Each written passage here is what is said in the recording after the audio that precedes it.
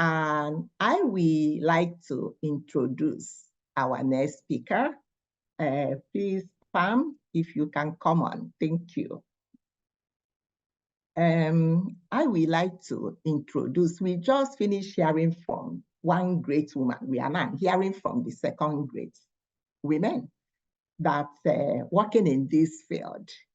We appreciate you all for the work you are doing.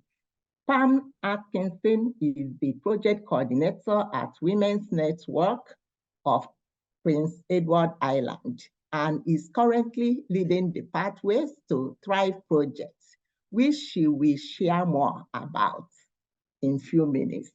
A full link to her bio has been shared in the chat. Please feel free to go to the chat to read more about Pam and to see the incredible work she's been doing. We are ready for you, Pam. So take over from me. Thank you. We appreciate having you, Pam. Thank you so much. Welcome, everybody. My name is Pam Atkinson.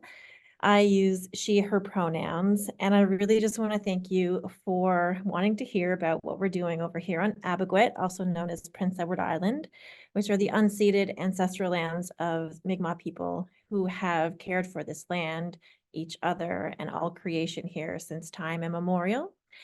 I especially want to thank so many people on Lennox Island First Nation and all of the Indigenous people and elders that have been working with us on this project to help decolonize the ways that we work and the ways that we live, because that has been a huge part of the work that we do. So to begin, I want to say that the goal of Pathways to Thrive was not to create a community response to gender-based violence. Building a sense of community came from exploring different ways to heal.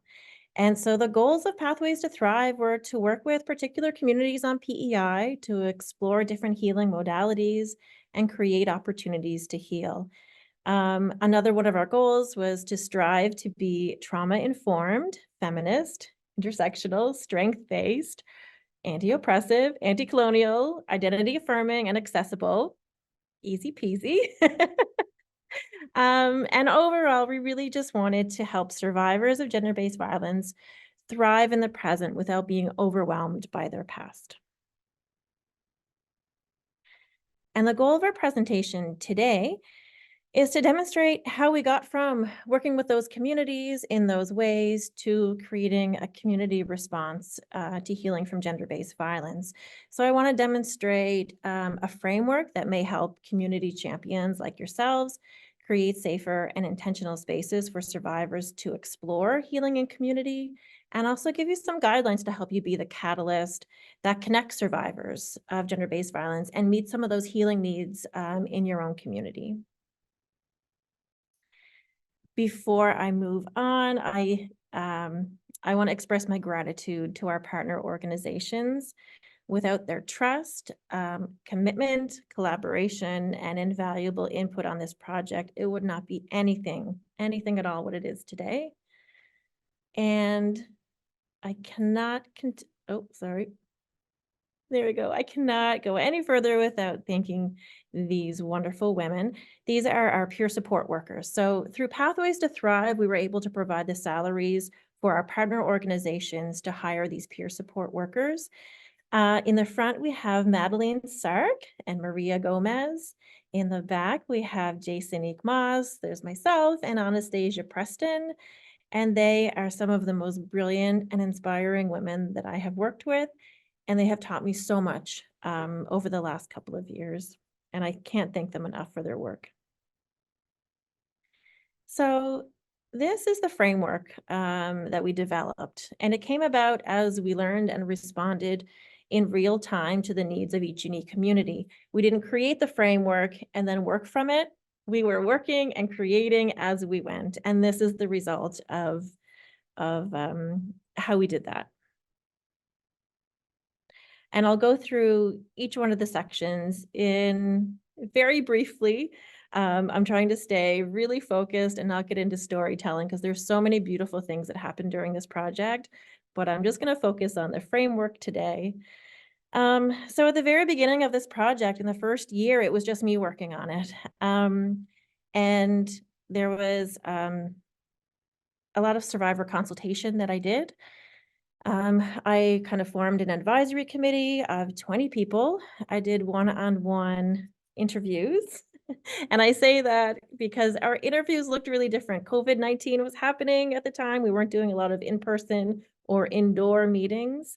And it was actually kind of the beginning of me to learning to decolonize the way that I worked. And so some of our one-on-one interviews were taking a walk on the beach, having coffee and lunch dates, sitting at the park, and connecting with people in those ways was very different than connecting with people over the phone, over a video call, or in a boardroom or an office setting. And it was really incredible. I was able to do a lot of webinars and training sessions from folks at the Learning Network and at Women at the Center and other organizations across Canada that are doing such great work. We were able to do an online survey of local residents of Prince Edward Island. And eventually we got around to doing some focus groups, one at our university and one at our college here. And Catalyst, you might have seen as one of our partners, was able to do an environmental scan and a literature review. And just to echo kind of some of the things that NECA had said, that it's so important to pay people if you're asking them to be on an advisory committee, to be a part of interviews or surveys or focus groups. It is so important to pay survivors for their time and emotional labor.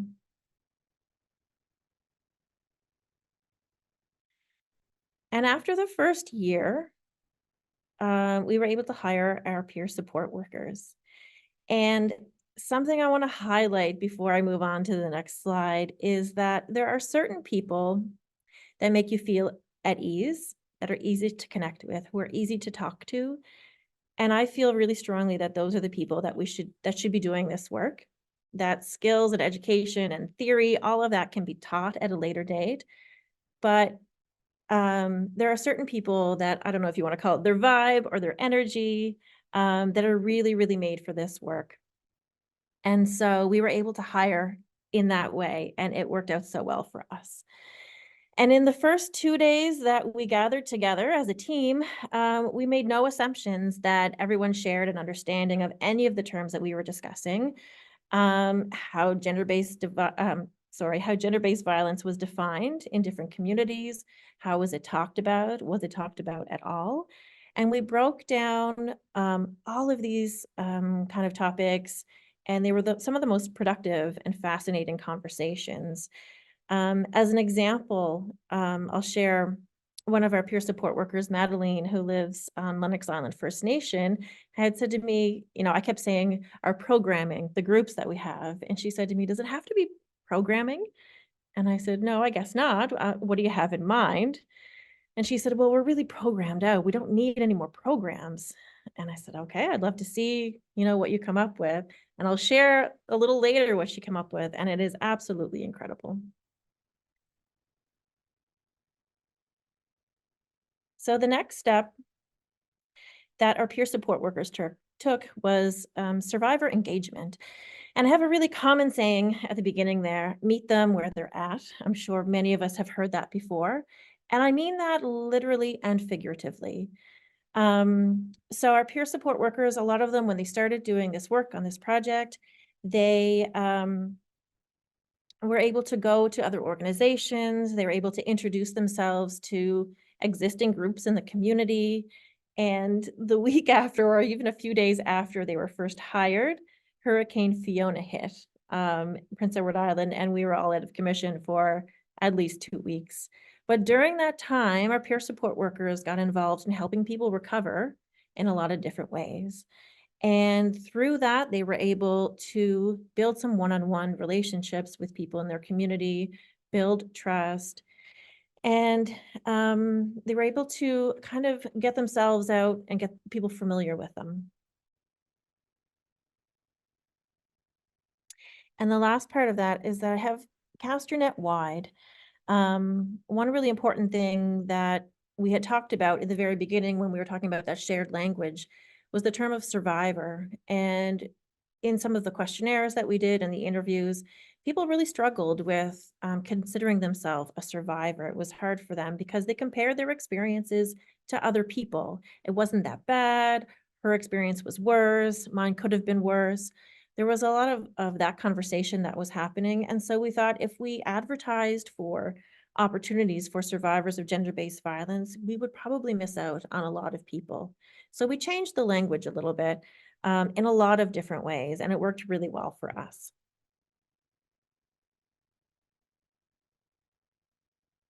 And one of the most beautiful ways that that worked was with this organization, Black Cultural Society and BIPOC Usher had a BIPOC women's group.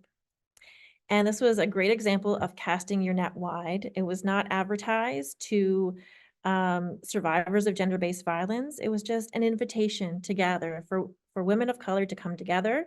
There was some interesting topics, there was broad conversations, and it was really, really popular. So popular. Maria did such a good job with engaging survivors in the community that this is the BIPOC Usher office, or this is part of their office. It's a very cozy space. This is actually just before their first group began. So after consulting with and engaging survivors in lots of different ways, using language that her peers could connect with, she had her first group and was expecting, a handful of people to come to the very first group, not realizing that this room was going to be packed. She had to get chairs from home. There was people sitting on the floor, and people drove from an hour away to come to this group. So it was an absolute huge win and a success for this group. And there was a lot of learning opportunities with this first group too. So first, one of them was, she advertised to folks just to come and gather and in fellowship and conversation. And she had never facilitated a group like this before. She had prepared questions, conversation starters, different topics and follow-up questions.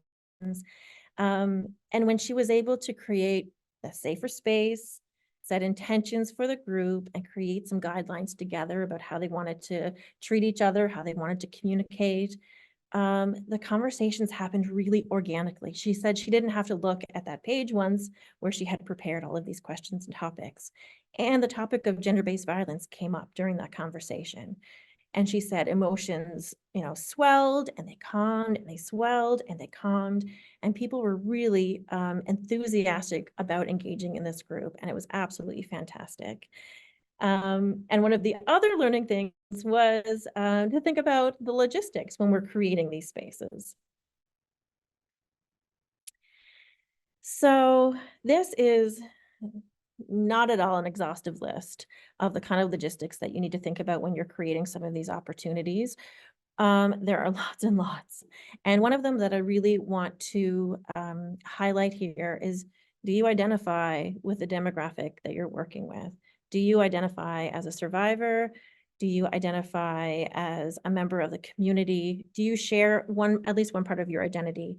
Because as an example, when I first met Madeline, who lives on Lennox Island First Nation, I said, I could create programming and I could develop a curriculum and I could give it to you and it would be wonderful. Like I've worked off and on at Lennox Island for almost the last 20 years. I've done lots of facilitation, lots of support groups, and I could give that to you and you would look at that and say, that's great. That was written by a white woman. This does not meet the needs of our community. And it was really, really important that even with my best of intentions, even with any kind of education I had, I don't share the same experiences of Indigenous women who live on Prince Edward Island.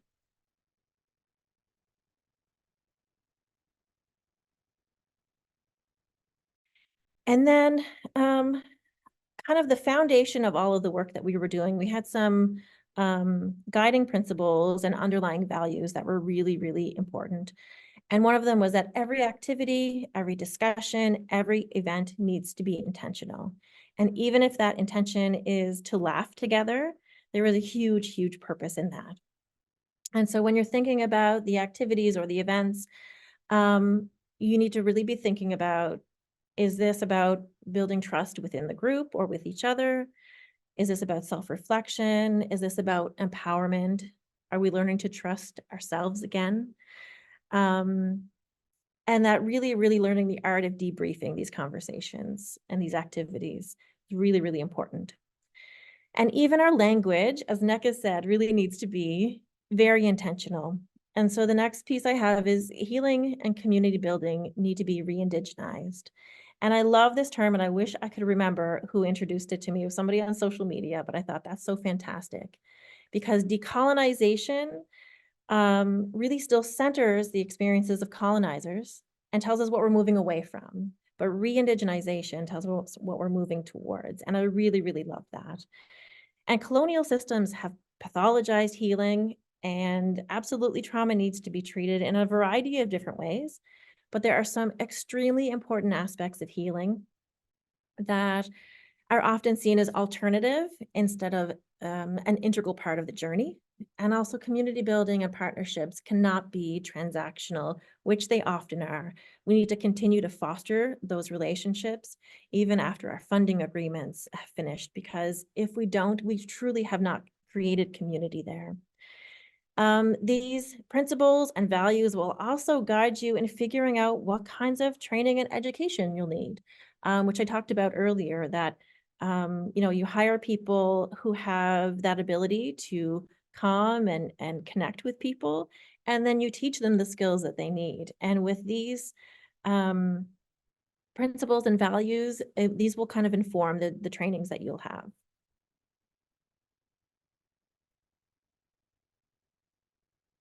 So we were able to do a lot in the last 2 years. We had trauma-informed training by the PEI Sexual Assault Center, Rape and Sexual Assault Center. We did group facilitation run by myself. Peers Alliance, one of our partners, did Brave Spaces presentations. We had decolonizing conversations with Indigenous survivors. BIPOC Usher had a workshop about supporting Muslim women on Prince Edward Island. The wonderful Neka McGregor came down to Prince Edward Island twice to do C6 peer counseling training. And the Aboriginal Women's Association did a workshop on integrative science and two-eyed seeing. And the Catalyst came down from Ottawa to do a couple of community building sessions with our advisory committee and with our peer support workers and our partners. And so this was all survivor-led. There was all people at the helm teaching us what they needed us to know about their communities. Oh, sorry. And when we did all the consultations, talked about shared language, did the engagement piece, thought about logistics, our values and principles, and got the training that we needed. When all of those things were considered, we were able to create some pretty incredible opportunities for community building, healing, and genuine connection. And one of this was Sanarte, which was created and facilitated by Maria Gomez. There were such fantastic things that happened. So there were Indigenous talking circles. There was self-defense classes in the park. There were body positivity activities. There was belly dancing. There was a cookie decorating at Christmas. There were emotional regulation techniques taught. And I mean, even the group started to kind of gather outside of programming.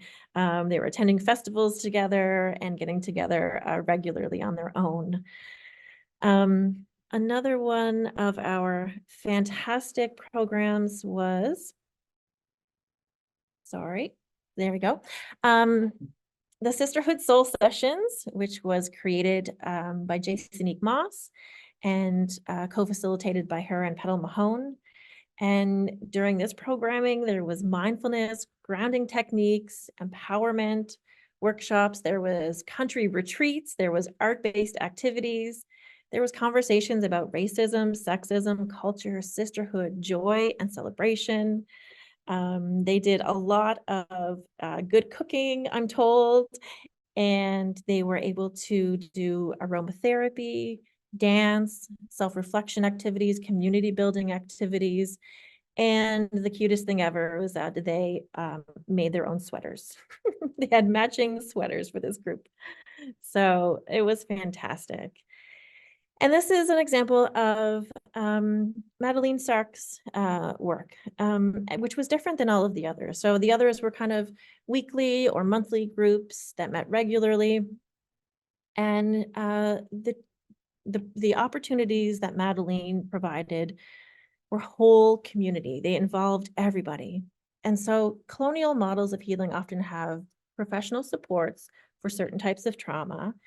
And in re-indigenizing healing, we realize that sometimes we can't separate trauma that was from gender-based violence or generational trauma, residential school trauma, racism, grief. And Madeleine couldn't just isolate gender-based violence trauma without addressing the trauma that resulted from colonialism. And so this was looked like feasts and storytelling, teachings about the sacredness of women and two-spirit folks. There was whole community gatherings, including everyone from children at the daycare to elders. And it was absolutely incredible. Am I out of time? I knew that was going to happen. I will continue really, really quickly. They were able to construct sweat lodges and longhouses and sacred fire areas. Chrysalis is the trans healing group, and it was created and facilitated by Anastasia Preston and Kate Dempsey. Here there was advocacy, rallies, protests, there was spirituality, poetry writing, and there were really opportunities to learn to trust your intuition again. Oh, sorry, I forgot to change the slide. I got ahead of myself. Oh no, sorry. No problem, Pam. Okay, I will be very, very quick. Sure. So there was always ongoing opportunities for assessment and changes. We didn't wait until the very end to kind of look at it and say, what could we have done differently? There was a lot of collaborative problem solving, and we were able to, if things came up, we could change them as we went along. And we provided a lot of different opportunities for participants to give us feedback. And here we are today. So we have a survivor-led committee called STRIDE, and it is made up of all of the different participants from the programming that you just saw who want to continue this community building. And so we're planning a retreat. We're going to do some interest exploring and identify strengths in the group. We're going to transition from kind of our groups to ownership over them. And they're going to decide what we do next, how we do it, when we do it, where we do it. Are the folks that are meeting, are some of them going to be political? Are they going to be public speakers? Are they going to be spiritual or artistic? Are we going to have TikTokers? Who knows? But that is the beauty of going forward with this, that is truly survivor-led. And there was one beautiful moment where during one of the retreats of the Sisterhood Soul sessions, that's sometimes hard to say, where, there was a moment where people were really vulnerable with each other, talking about what's going on in their lives, and they were able to share, and there were some emotions. And Jasonique and Petal said they didn't have to open their mouth. They didn't have to say anything because the other participants validated what they were saying, encouraged them, and were able to support them in such beautiful ways. And that was truly like, that's chef's kiss right there. We don't have to do anything else. So that's where we're at. I will finish up. There's a lot of different ways to be members of STRIDE. This was an example of kind of the ownership that some of the participants took. They had a BIPOC Women's Fall Tea Party, and it was absolutely fantastic. A lot of the things that the peer support workers came to me with, they would say, can we do this activity, or can we, purchase this? And I would say, you're going to have to connect the dots for me, because I don't see how that pertains to gender-based violence. And every single time I would end up with the conversation being like, yes, I'm so excited about that. And it was so beautiful that I think that it's going to turn into an annual event. Throughout all of it, we did all of the phases of recovery, kind of touched on all of them. And I'll end it here with this very, very quick video. I don't know, Diane, are you able to play that? Yes, I can. Okay, it's very quick, I promise.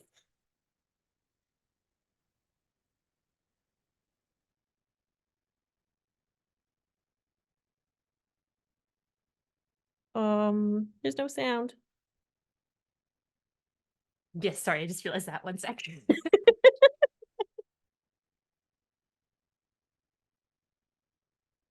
Healing can be sitting by a sacred fire. Healing can look like getting your power back. Healing is giving yourself permission. Healing is a journey every day. Healing can mean losing friends and family. Healing is messy. Healing is being present and in the moment. Healing can look like helping others heal.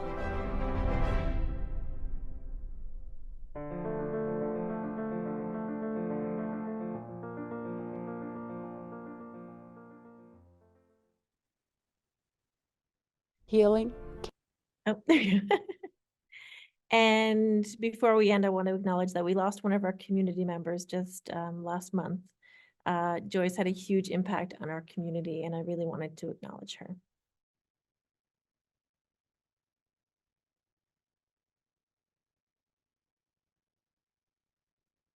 So I don't know if I left any time for questions. Yes. It's okay, Pam. You went over a little, but it's okay. Thank you so much. You are very passionate. You have a lot to share. We appreciate you. We appreciate your thoughtful and inspiring presentation. The concept of community champions is so valuable in the work that we do. And so we needed in responses to supporting survivors. We have received some questions in the chat box. So we might not address all the questions. I am going to present them to you to see what you can. And I will advise everybody, please feel free to follow up with Pam, visit their website, get her information, and reach out to her. The first question is, Pam, what tool do you use to engage survivors? So we used a lot of different ways, really. When we did survivor engagement, kind of like I said, we just kind of went out into the community. We created our social media and our website that had our peer support workers on there so that people could be referred to those. And the peer support workers are members of the community that they work with. And if they weren't already known to the community, they kind of just went out and introduced themselves in a lot of different ways. Some of it was trial and error. Some things went over really well, like the BIPOC women's group, where they just invited people to come in. And so part of that was when they invited just folks to come in, we realized that survivors of gender-based violence are in every culture, in every age category, in every faith, in every race, in every workplace. You're going to find people. And so we just invited everyone to come in. And we didn't specifically address it to gender-based violence survivors. But during some of those sessions during the BIPOC women's group, in those conversations around gender-based violence, in those conversations about relationships, about what things were like at home, different cultural norms, our peer support workers were able to say, and we're also doing this work around healing, and we really want to include as many voices as we can in this. If you're interested, come see me, contact me, and able to do things like that. So just being in the community and being present and making those one-on-one relationships. I'll give a really quick story that I was doing a conference years and years ago, and it was around healthy masculinity. And we invited some men to come in, and they had to be very vulnerable for an activity. And so the facilitator then kind of said to them, "What made you come here today?" And I don't know, almost half of them said, "Because Pam invited me, because Pam told me to come." And it wasn't that I have any special power over them. It is that I was able to have conversations, build one-on-one connections with them, have them trust me in order to come and do this. So I feel like that is the most powerful way to engage people, is to build those one-on-one connections. Exactly. Thank you so much for your answer. Unfortunately, that is all the time we have for the Q&A. Thank you again for joining us today. We appreciate you.